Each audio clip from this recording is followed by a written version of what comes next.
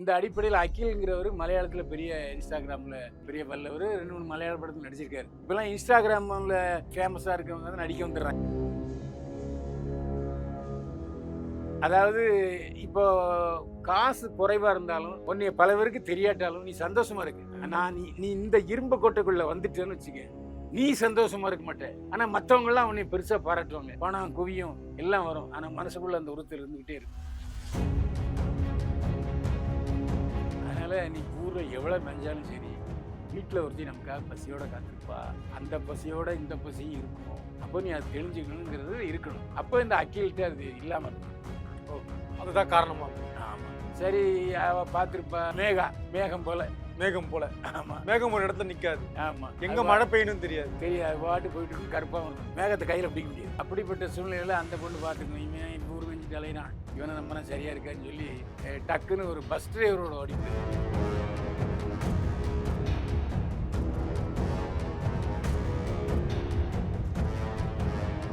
வருமானம் கம்மியை தவிர இவ்வளவு அவன் நேசிச்சிருப்பான். அவ்வளவு முதலிடம் கொடுத்துருப்பான் அன்புக்கு. அதே மாதிரி உடல் பசிக்கும் நல்லா தேனி போட்டிருப்பான்.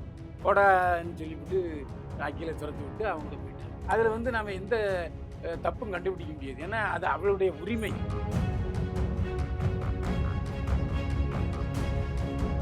பாதிக்கப்பட்ட அகிலும் பேட்டியில் என்ன சொல்லிக்காருன்னா, ஓடுனது அவன் விருப்பம். அப்போ என்ன அர்த்தம்? He committed his mistake. அது அவர் சொல்றாரு, ஆமா நான் ஒத்துக்கிறேன், என்கிட்ட மிஸ்டேக். அவ ஓடிக்கலாம்.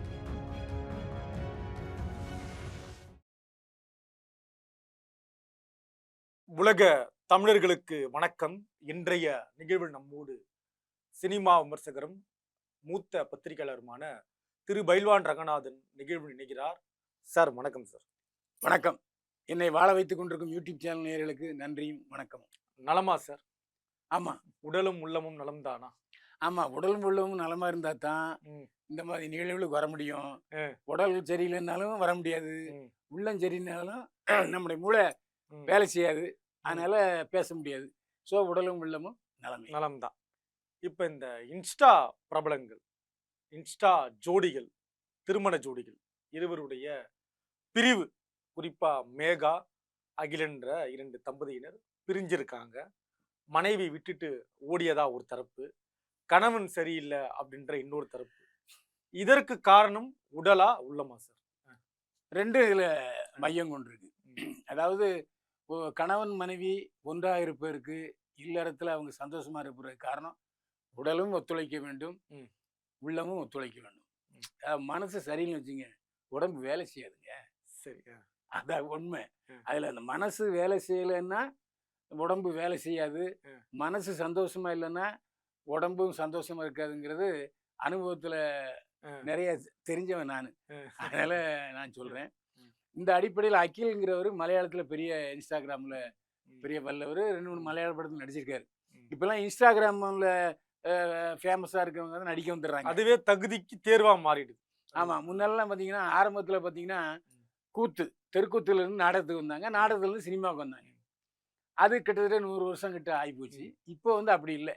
இன்ஸ்டாகிராம், ஏன்னா மேக்கப்லாம் போட்டு அவனே பாவனை, ஆக்ஷனு, உடல் மொழி எல்லாத்தையும் இன்ஸ்டாவில் பார்த்துடுறாங்க. ஸோ அவங்க ஈஸியாக வந்து சினிமாவில் நுழையிறதுக்கு வாய்ப்பு, அப்ரோச் பண்ணுறதுக்கு வாய்ப்பு வந்துடுது. ஆமாம். அது வந்து ஒரு விஷயம் என்னென்னா, இன்ஸ்டாகிராமில் மட்டும் ஃபேமஸாக இருந்தால் பிரச்சனை இல்லை. சினிமாவில் ஃபேமஸாக இருந்தால் பல பெண்கள் அந்த நடிகர்கிட்ட வருவாங்க. தானா தின்பண்டத்து மேலே ஈ மூக்கிற மாதிரி. ஆமாம். என்னென்னா, இவர் மூலமாக நமக்கு சினிமா வாய்ப்பு கிடைக்கும், இவர்கிட்ட நாம் இசைஞ்சோம்னா, அவருக்கு ஆசைக்கு உடன்பட்டோம்னா, ஒத்துழைப்பு கொடுத்தோம்னா, ஆமாம், அட்ஜஸ்ட்மெண்ட் ஓகேன்னு சொன்னால் நிச்சயமாக நமக்கு வாய்ப்பு கிடைக்கும் அப்படின்னு நிறைய பெண்கள் வர்றாங்க. இது நானே பல பெண்கள்கிட்ட கேட்டிருக்கேன். நான் பல பதிவில் சொல்லியிருக்கேன். அதாவது சினிமாவுக்கு வரணும்னு நிறைய பேர் சொல்லுவாங்க. நான் சொல்லுவேன், இப்போ உனக்கு குழந்தை இருக்காமா? ஆமாம், ஒரு குழந்தை இருக்கு சார். சினிமாவுக்கு வராது. வேண்டாம். குழந்தை இருக்கிறதுனால வேண்டாம். குழந்தை இருக்கிறனால மட்டும் இல்லை, கணவன் இருக்கிறனால வேண்டாம். அற்புதமான பதில். அற்புதமான பதில். ஏன்னா, அதாவது இப்போ காசு குறைவா இருந்தாலும் உன்னைய பல பேருக்கு தெரியாட்டாலும் நீ சந்தோஷமா இருக்கு. நீ இந்த இரும்பு கோட்டைக்குள்ள வந்துட்டேன்னு வச்சுக்க, நீ சந்தோஷமா இருக்க மாட்டே.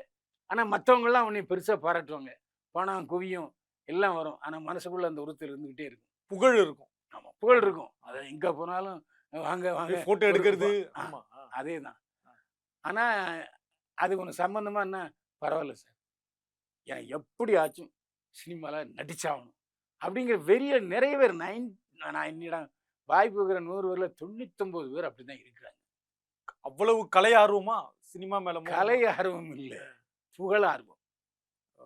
எங்க போனாலும் வரவேற்பு, சினிமா வெளிச்சமாச்சு. வெளிச்சம். அதனால அது ஒரு கேஸ் இருக்கு. அந்த அடிப்படையில அந்த பொண்ணும் சினிமால நடிக்கிறதுக்கு முயற்சி பண்ணியிருக்கு. இதுல இன்னொரு வேடிக்கை என்னன்னா, என்கிட்ட இந்த விஷயத்த வந்து நானும் சில இடங்கள்ல நான் சொல்லியிருக்கிறேன். சரி. இயக்குனர் பசி துரை, கிளிஞ்சல்கள் துரைன்னு சொல்லுவாங்க. அவர் நேஷனல் அவார்டு விருது பெற்றவர். விருது பெற்றவர். நடிகை சுமித்ராவை அவர் தான் அறிமுகம் பண்ணாரு. என்னையும் பைல்வான் ரங்கநாதன் டைட்டில் போட்டதே அவர் தான். கிளிஞ்சல்கள் படத்துல. அப்பேற்பட்ட டைரக்டர் ஒரு நாள் 12:30 மணி இருக்கும். சிவாஜி கணேசன் நடித்த படம் அந்த படம். Sivaji Ganesan, captain Vijayakanth, Radharavi, S. S. சந்திரன்லாம் நடித்தாங்க. அப்போ அவர் 9 மணிக்கு மேலே அவர் போயிட்டார், நடிகர் சிவாஜி கணேசன். மற்றவங்களாம் உட்காந்து பேசிக்கிட்டு இருந்தாங்க. பேசிக்கிட்டு இருக்கும்போது கொஞ்சம் ஊற்றிக்கிட்டாங்க. அப்போ கொஞ்சம் ஃப்ரீயாக இருந்தார். யார்? பசி டைரக்டர் தவிர. அப்போது ராதாரவி தான் கேட்டார், அண்ணே ஒரு ரகசியம் தெரியணும்னே. என்னையா சொல்லு, ஷார்ட் வைக்கணும் அப்படின்ட்டு. இல்லை, நீங்கள் எப்படிப்பட்டவர் எனக்கு தெரியும்.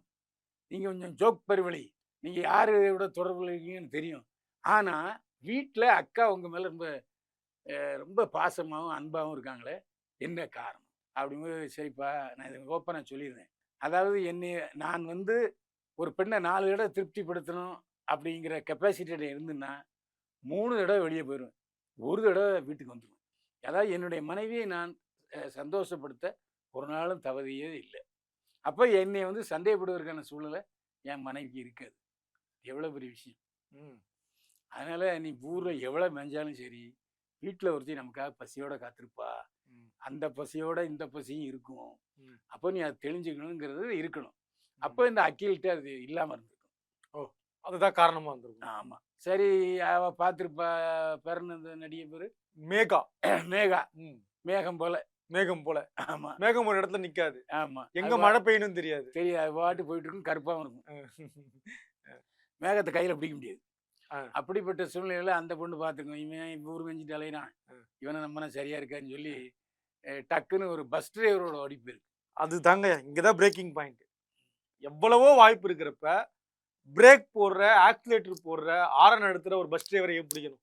அது வந்து எப்படின்னா, அந்த பசிக்கு தீனி போடுறவன் அவன். மேகாவுடைய பசிக்கு சரியான தீனி போடுறவன் அந்த பஸ் டிரைவராக இருப்பான். இந்த பஸ் டிரைவர் எப்போதுமே சூடாக உள்ளவங்களா இருப்பாங்க. ஆமா. அப்போ அந்த சூடை தணிக்கிறவன் சூடை தணிக்கணும்னு நினச்சா அந்த மேகாட்ட போயிருக்கலாம். அந்த சூழ்நிலையில் மயங்கியிருக்கலாம்.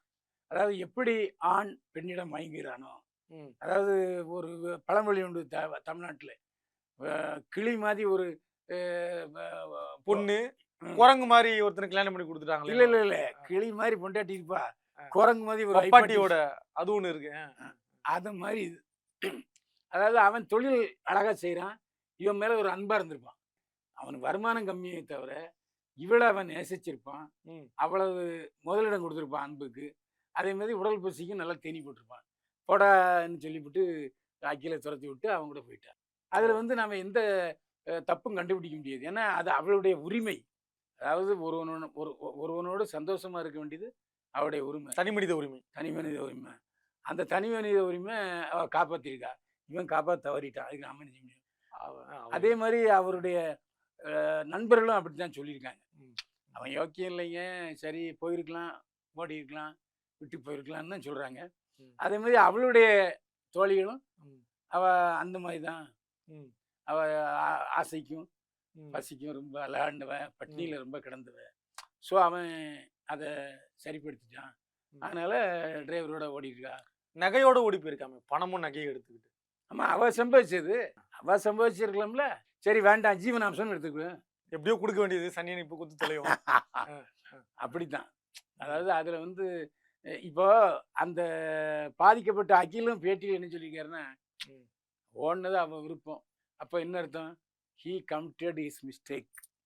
அது அவர் சொல்றாரு, ஆமா நான் ஒத்துக்கிறேன், என்கிட்ட மிஸ்டேக் இருக்கு, ஓடிட்டா. ஈஸியா எடுத்துட்டு தன்னெஞ்சே தன்னை சுடும்ன்ற மாதிரி அவர் நெஞ்ச டேக் இட் ஈஸியாக எடுத்துட்டேன். அதாவது பெருசாக ஐயோ அவ என்னட்டு ஓட்ட நான் மேலே பாசமாக இருந்தேனே அன்பாக இருந்தேனே எல்லா சொத்தையும் அப்படிலாம் ஒன்றும் கிடையாது. நன்றி. மீண்டும் சந்திப்போம். வாழ்க வளமுடன்.